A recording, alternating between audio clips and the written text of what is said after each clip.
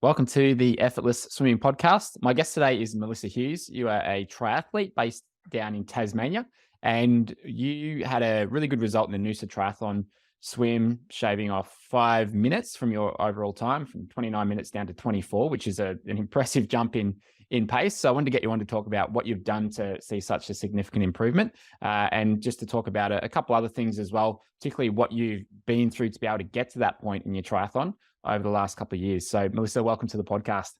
Thanks, Brenton. It's lovely to be here. So, about a month and a half ago, the Noosa Triathlon was held, and you had to swim 24 minutes, which is a 5-minute improvement. What was your reaction when you had that time? You came out of the water and had a look at your watch. How did you know? I was running up the beach and I looked down and went, I can't believe it. That is awesome. And I thought, if that's all I do today, I'm stoked. I still have the bike ride and the run to do. And Still got to finish it, yeah.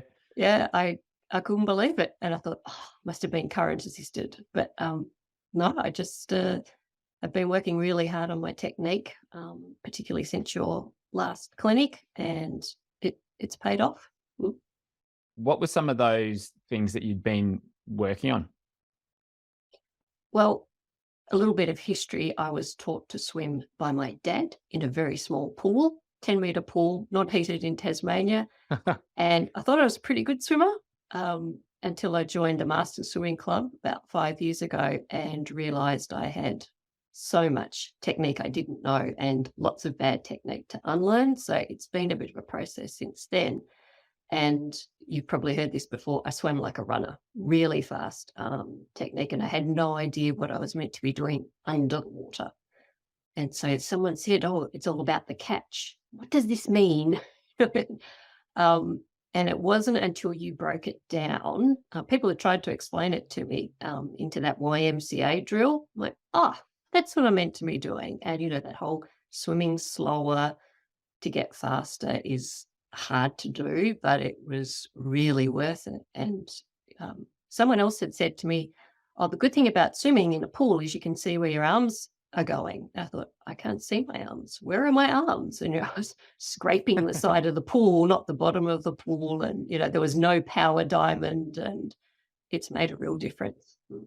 So I looked back at your video this morning, actually, just to sort of see what it was like. And yeah, the arms were quite wide, quite far away from the body. So that you're missing quite a bit of that connection with the catch in the pool with the rest of your body. Is that something that you're able to feel a difference with and change quickly, or did that take time? Yeah, I had to work at it. And you told me I'd have to work at it, that it would take some time for those drills to actually result in it coming naturally when you're swimming and not thinking about doing a drill. And the wide arm finger drag was really good too, because previously I could not do finger drag. I hated that drill. And I, slowing down and doing that, it's really helped with my arm position and straightening everything out. But yes, you really do have to practice your drills regularly and be persistent. And then all of a sudden it just clicked and I was doing it. And now I do feel connected to the water and gliding through. Not all the time, but I tend to lose a bit of technique if I try to sprint, but I guess that will come. Yeah. And over the water with the recovery, looking at the video, it was again fairly wide, and I guess I'd say it's kind of it was swinging around a bit too much, and the elbow was pointing behind you more than pointing up. So when you I guess had the elbow pointing up a bit more, hand maybe a little closer to the body, is that what helped you be able to drag the fingertips? Yes. And I think you also mentioned that I was overcorrecting. So I was trying to do that big long catch. And so my arm was coming out of the water way too late to get relaxed. Everyone said your arm should be relaxed in recovery. Like, how do you do that? And when you shortened it a little bit, which meant I could reach furthermore, made a huge difference. And with your training leading up to the Noosa Triathlon, how many swim sessions a week were you doing, and what kind of distance were you doing? 3 to 4, and usually a minimum of 2K up to 2.5, 2.6. Doing a little bit more now, but yeah, and a lot of speed work. So not just constant speed. I think people have told me that's a mistake triathletes made. They just go in the pool, they swim up, down, up, down, up, down, and don't vary pace. So that's another thing that really helped me in the race because we practiced sprinting, slowing down, sprinting, slowing down. I knew that when people were in front of me, I could pick up my pace to get past them and then drop back down into a comfortable level. So just having the confidence to know that you can do that really helped. Mm. And how did you work in the drills or the technique work in those sessions? I swim with a club, which is great. It's great camaraderie and competition. And some of those sessions include drills at the start. But because we start at 6 a.m. and the pool opens at 6 a.m., well, I'd like to get there earlier to do my drills first. That doesn't often happen. So sometimes I'll work them in at the end as well, part of the cool down. And was there a period of time where it felt uncoordinated for you as you were making the changes, or did it Yeah. feel better? It did. So it didn't feel better straight away? Um, some parts, yes. The wide arm finger drag just worked well for my body rather than the narrower arm. You suggested that I do that one. That one, oh, that feels better. The YMCA doing that really slowly took me a long time to get that smooth, but it was worth it. Yeah, because there's a lot going on in terms of the reach, the catch, the pull, and the exit to think about all that. Who knew you had to think about so much when you were swimming? Yeah. And that, for anyone who's listening who doesn't know what the YMCA drill is, just look it up on YouTube. I've got a video of it up there. Just look up YMCA drill, effortless swimming, and there's the 3 drills in that sequence that I made up a couple of years ago, because when I was working with people like yourself who you kind of know what the catch and the pull is, you have a rough idea of like, okay, I know it's this part of the stroke, but where should I be through the different parts of it? The drills that we were doing, which can be really beneficial, but I find it just didn't quite sort of tick all the boxes with breaking it down simply enough. So the YMCA drills just pass through the 4 positions that I see all the really good freestylers moving through. And I've analyzed thousands and thousands of swimmers over my time as a coach, and all the really good swimmers were moving through these 4 positions, which is the start of the catch when you just go to begin, your high elbow position, your power diamond, which is when your hands are underneath the shoulders and your elbows are out to the side. And if you had both arms out, it looks like a diamond from the front. And then you've obviously got the exit, which is when the hand presses back just past the hip. And they're they're funny drills. They're a little bit awkward. It's much better to do with fins on and a snorkel. Yes. I think it's so much easier. Probably feel like you're going to drown if you go through some of them without that equipment. But even though they take a bit of time to learn and do right, I think it's worth the time investment for most people, because then it starts to make it more automatic, where you don't have to think about every little movement that you're making. Was that the experience that you had going through the YMCA drills, where you're really thinking hard, it's lots of concentration, but then it was able to just become part of your subconscious? Yes. So learning them at the clinic, I'll give you a little plug. You're really good at explaining it and breaking it down.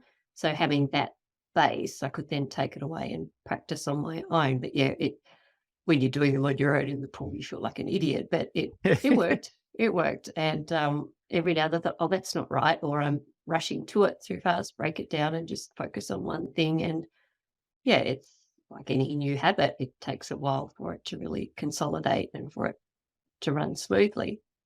And you have the added benefit of seeing the village people the whole time you're doing it. Yeah, that's right.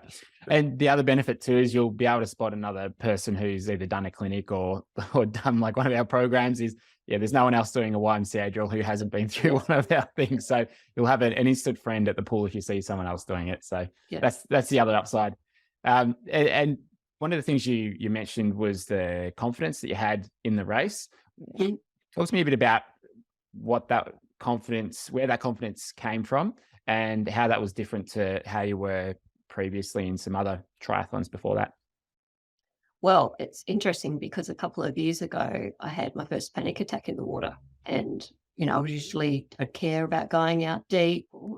Tasmania, the water is cold. So that shouldn't have been a surprise. But I thinking about why I just lost my breath and I couldn't get it back. So I'm breaststroking and people are going past me. So I'm more stressed because I'm slowing down. Um, I pushed on, but that was a real heads up to me. Like, how do I fix that? And so I had to train harder in the pool. So when I was in race conditions, it wasn't a surprise. So you're used to performing under a bit of stress, and talk to other people about, going from a lot of pool swimming into the ocean is how to enter the water calmly and, the importance of getting wet before the race and warming up properly. So all those little learnings just added up to build my confidence. So I swam at Noosa, my first Noosa race was in 2019 and the water was horrible. There was a really strong current, so they had to change the course. So you could only swim in one direction and you had to run back up the beach. Mm. And I survived that.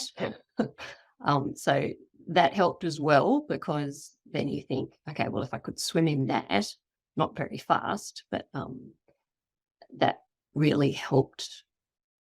Okay, I know I've done that before, so if it's like that again, I can get through it. My swimming's better now. Practicing, running in, running out. What happens if your goggles come off? How to stop that? All those little things helped with confidence. I think that's such an important point, is that when you do something that's challenging outside of your comfort zone and you get it done, you've got that memory there to draw from. So you're like, all right, I'm back in this situation, or maybe something that's even a little bit more challenging than where I was previously. You've just got that confidence there, knowing that you can, first of all, do it, and knowing what to expect as well. And the more races you do, the more experience you get in the open water, you just build that confidence. And then you can get to that point where you're able to relax and enjoy the process, and even enjoy it if the conditions are horrible. If it's, big waves, if it's choppy, if the wind's howling in your face, you can have some sense of comfort and enjoyment out there. Whereas first time, if you've never been in the open water and that's your first experience, it's probably going to be terrifying. But there you can have either response, and I think it comes with the experience of being out there, but also just knowing what to do in those situations. And it sounds as though you were able to do that, maybe with the help of a coach or other swimmers, and be able to develop those skills. A couple of open water clinics really helped. And another, I'm not sure if it's a confidence thing or a mindset thing. Often in open water, you get stuck behind a swimmer who's slow, or someone's kicking and you can't get around them. And that sometimes that's made me angry. And if you're angry, you tighten up and you don't swim as well. Whereas this time I just thought, oh, here we go again. And as I said before, I could swim past them. I could settle down and go on again. But that is an issue with self-selection of your speed for races like this. If you're breaststroking, you should not go out in zone 1. That's just an aside. I like the way you phrase it. I hope you don't mind me sharing this, but when you're talking about the Noosa swim in the messages, you said, I got to overtake all the heroes, all the people who went out in zone 1 when they shouldn't have been there. Yeah. And that maybe helped, because I think, look at me passing these people, and it just helps you keep going. That it just felt really good. And it was nice. I could actually compare the times between this year's Noosa and last year's, because the course was the same and the conditions were the same. We're really lucky it was calm. So it was 24:49, so just under 25, but that's pretty good. I was happy with that. Yeah, I reckon. And for anyone listening who doesn't know about the Noosa Triathlon, that's an Olympic distance race. So 1,500 meter swim. Now, it's only been a couple of years where you've actually been able to build up your training to a level, well, actually to be able to train really, because 13 years ago, you said you were diagnosed with rheumatoid arthritis, and that left you on the couch basically for several years there. And it's only been the last couple of years where you've actually been able to get out and do triathlon. Can you talk to me a little bit about what happened 13 years ago? Yeah, sure. I just after baby number 3, I woke up. It was almost overnight. I woke up with swollen joints and pain, swelling, and the symptom people don't know about arthritis is fatigue. You're very tired. And I was pretty sure I knew what it was because my mother has it. I thought I'd escaped it because she got it when she was 19. I was a bit older. So I was put on 3 immunosuppressive drugs. One of those is a cancer chemotherapy, and it made me very sick, very tired, and I just couldn't move. And having been fit, had a reasonable level of fitness before then, it was very frustrating. And after 5 years, the good thing was I haven't got any joint damage because I went on those drugs early. I got a second opinion, and I'm now on a once weekly injection that I give myself, and it changed my life. So after weaning off those other drugs, which did take some time, anyone that's been on prednisolone knows it took me 8 months to get off 5 milligrams of prednisolone because your body just becomes so used to it. I had that, if you're not in pain anymore and you've got a clarity, mental clarity. So I changed sort of my career strategy. So I could think about that. And I could also finally verbalize and be confident that I want to try a triathlon. And, I thought I was a reasonable swimmer, and we've talked about that. Had to learn how to ride a bike, could always run, and have been able to train to improve for about 5 years now. And I mentioned before, I spoke to my rheumatologist, and I'd always held back a bit in a race because I thought if I'd push myself like some people and collapse over the line, that I'd cause a flare-up of my arthritis.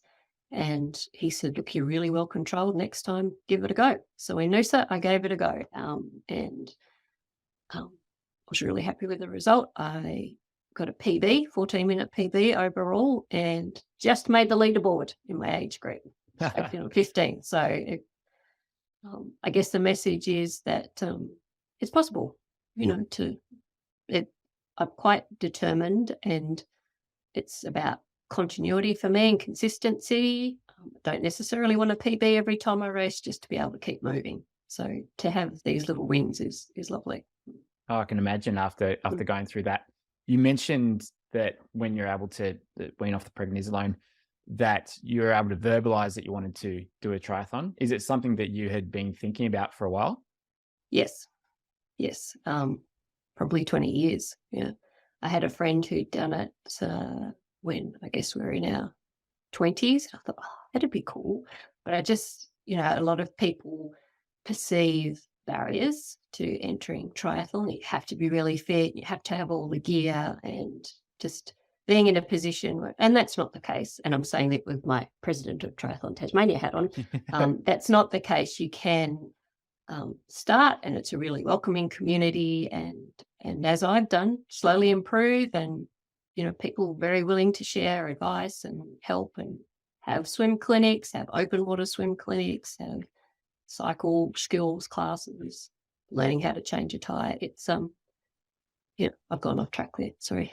No, it's definitely one of the most welcoming communities, I think. Like, because so many people, well, everyone pretty much gets into it with no experience. Maybe they've got experience in 1 or 2 of the legs, but it's a very welcoming community, and there's so many teams out there, so many coaches who are willing to work with people who are coming from no experience. So that's why I think it's such an inclusive sport, and why so many people find a lot of enjoyment from it. And I'm sure you'd see that with your role as president of Tasmanian Triathlon. And I guess the other thing too is I wasn't sure if my body would hold up to 3 different disciplines. So it can be a lot of training, but a health practitioner said to me, it's actually better than just running all the time, or just cycling all the time, or just swimming all the time, because you get a bit of variation in the muscle work you do. So she was right. Yeah, that's and so now where you're at in terms of your health, are you're confident that you can just continue the training and you can push in those triathlons without doing any long-term damage or putting yourself out for a couple of months now? yes, at the current level, but I'm going to attempt my first 70.3 in Hobart in February. So my training load's increasing nice and slowly. So it's doable at the moment. So I'll be pretty chuffed when I cross that finish line. Yeah, well, that's exciting, isn't it? The first half Ironman down in Tasmania. I know there's quite a few from Victoria who are going to that with a new course and a new half Ironman in Australia, which is very exciting. So, and you won't have to travel too far at all, just a short 2-3 hour drive up to Hobart. So that's a very long trip for a Tasmanian, I can tell you. It's an overnight stay. So yes, depending on roadworks, it can be 2 or 3 hours. Yeah, it'll be fantastic atmosphere. And so all the training group are training together. So being part of that and building towards it's very exciting. And so the swimming distance has got to get a bit longer. And what are you working towards or focusing on with your swimming now, with where you're currently at? Well, I'd really like to be able to hold 1 minute 30 pace per 100 for a bit longer than a couple of hundreds. But building in speed is probably not quite right at the moment if I'm building endurance. But so there's 2 goals there, I guess. I did write this down because I knew you were going to ask me that. And my coach did say that on New Year's Day, and this is the sort of psyche of triathletes, let's do 100 hundreds. I just thought, no, I don't think so. It's just such a shame I'm interstate. And she teased me and said, there are pools there, you know. That's 10 Ks. I've never swum more than 3 and a bit. So I don't know if I'll be doing that New Year's Day, but building to be able to do that sort of thing, having that level of fitness would be something I'd like to do. But I'd like to hit the 130 pace first. Yeah, fantastic. Well, look, if you're in Victoria on Christmas Eve, I think that's when we're looking to do our 100 hundreds. So got no excuse if you're in Victoria at that time. But yeah, it's a good. I know a lot of squads do it around like New Year's or week before Christmas. I like doing it day or Christmas Eve because then you've just got the debauchery of the next couple of days and you don't feel too guilty. So it's a good thing to do, and you might surprise yourself too. Like if you take enough rest after, we'd normally take a break after every 30. Take a few minutes, have some food, and then get back into it. And if you mix it up with some fins, do a bit of pull buoy and paddles, just doesn't have to be hard. It's just just mixing it up, I think is a good way to do it. Because we'd normally do the first 10 with fins on, and then we'd do a mix of swim, pull buoy paddles, sometimes some other strokes, just depends. So you can do it. It was where I'm leading. Well, it's interesting going back to learning new skills. The first time I started swimming with a pull buoy, it was so hard because I didn't have all that underwater technique happening. I was a kicker and I still am slower in a wetsuit. I've got to work on that because it takes away your kick a bit. And I'm very proud of myself. This morning I did 6 200s with paddles, pull buoy and band and a snorkel. All the gear this morning. So for my shoulders to be able to cope with that is amazing. That's excellent because you, I think before the call, you mentioned that you had some pain through the front of the shoulders and you thought it might have been the arthritis, but then you came to realize that it might have been from being so wide under the water. Yes. Yeah, exactly right. And I was doing backstroke this morning because someone finally told me what to do with my arms and backstroke under the water. And I'm quicker and it doesn't hurt. So it's, just being prepared to ask those questions because when you're swimming, you can't see yourself. So that was the value of you doing the video for me. Like, that's what I'm doing wrong. I can see it now. And I mentioned before we got on the call that someone had said to me, the good thing about swimming in a pool is that you can see where your arms go. And I thought, I can't see my arms. Where are they? And just people giving you that feedback makes you think about, what am I doing with them? Out of your peripherals when they're too wide. Well, Melissa, thanks so much for being on the podcast, and it's been great to hear what an amazing result you've had over the last couple of months, and I'm looking forward to seeing how you go in February with the half Ironman. Thanks, Brenton. Great to chat. Thank you.